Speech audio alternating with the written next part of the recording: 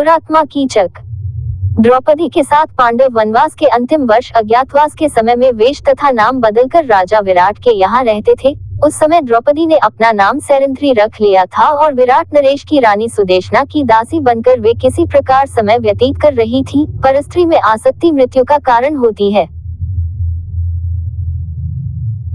राजा विराट का प्रधान सेनापति कीचक सुदेशना का भाई था। एक तो वह राजा का साला था, दूसरे सेना उसके अधिकार में थी, तीसरे वह स्वयं प्रख्यात बलवान था और उसके समान ही बलवान उसके 105 भाई उसका अनुगमन करते थे। इन सब कारणों के कीचक निरंकुश तथा मदांध हो गया था। वह सदा मनमानी करता था। राजा विराट का भी उसे कोई भय या संकोच नहीं था, उल्टे राजा ही उससे दबे रहते थे और उसके अनुचित व्यवहारों पर भी कुछ कहने का साहस नहीं करते थे।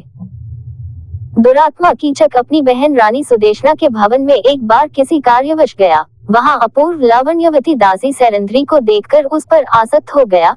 कीचक ने नाना प्रकार के प्रलोभन सैरंध्री को दिए। सैरंध्री ने उसे समझाया, मैं पतिव्रता हूँ, अपने पति के अतिरिक्त किसी पुरुष की कभी कामना नहीं करती, तुम अपना पाप पूर्ण विचार त्याग दो।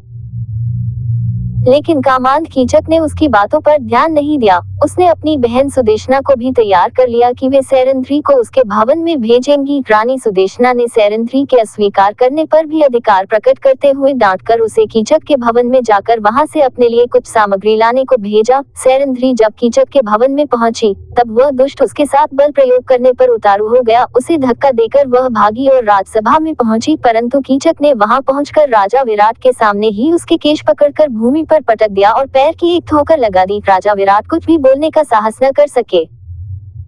सैरंध्री बनी द्रौपदी ने देख लिया कि इस दुरात्मा से विराट उसकी रक्षा नहीं कर सकते। कीचक और भी दृष्ट हो गया। अंत में व्याकुल होकर रात्रि में द्रौपदी भीमसेन के पास गई और रोकर उसने भीमसेन से अपनी व्यथा कही। भीमसेन ने उसे आश्वासन दिया। दूसरे दिन सैरंध्री ने भीमसेन की सलाह के अनुसार कीचक से प्रसन्नता पूर्वक बातें की और रात्रि में उसे नाट्यशाला में आने को कह दिया।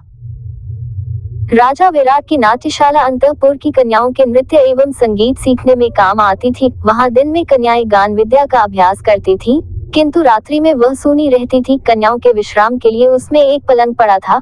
रात्रि का अंधकार हो जाने पर भीमसेन चुपचाप आकर नाट्यशाला के उस पलंग पर सो गए। कामांध कीचक सज धज कर वहां आया और अंधेरे में पलंग पर बैठकर भीमसेन को सैरंध्री समझकर उसके ऊपर उसने हाथ रखा। उछलकर भीमसेन ने उसे नीचे पटक दिया और वे उस दुरात्मा की छाती पर चढ़ बैठे। कीचक बहुत बलवान था, भीमसेन से वह भिड़ गया। दोनों में मल्लयुद्ध होने लगा, किंतु भीमसेन ने उसे शीघ्र ही पछाड़ दिया और उसका गला घोंटकर उसे मार डाला। फिर उसका मस्तक तथा हाथ पैर इतने जोर से दबा दिए कि सब धड़ के भीतर घुस गए। कीचक का शरीर एक डरावना लोथड़ा बन गया। प्रातःकाल सैरंध्री ने ही लोगों को दिखाया कि उसका अपमान करने वाला कीचक किस दुर्दशा को प्राप्त हुआ, परंतु कीचक के 105 भाइयों ने सैरंध्री को पकड़कर बांध लिया। वे उसे कीचक के शव के साथ चिता में जला देने के उद्देश्य से शमशान ले गए। सैरंध्री क्रंदन करती जा रही थी। उसका विलाप सुनकर भीमसेन नगर का परकोटा कूदकर शमशान पहुंचे। उन्होंने एक वृक्ष उखाड़कर कंधे पर रख लिया और उसी से कीचक के सभी भाइयों को यमलोक भेज दिया। सैरंध्री के बंधन उन्होंने काट दिए। अपनी कामासक्ति के कारण दुरात्मा कीचक मारा गया और पापी भाई का पक्ष लेने के कारण उसके 105 भाई भी बुरी मौत मारे गए।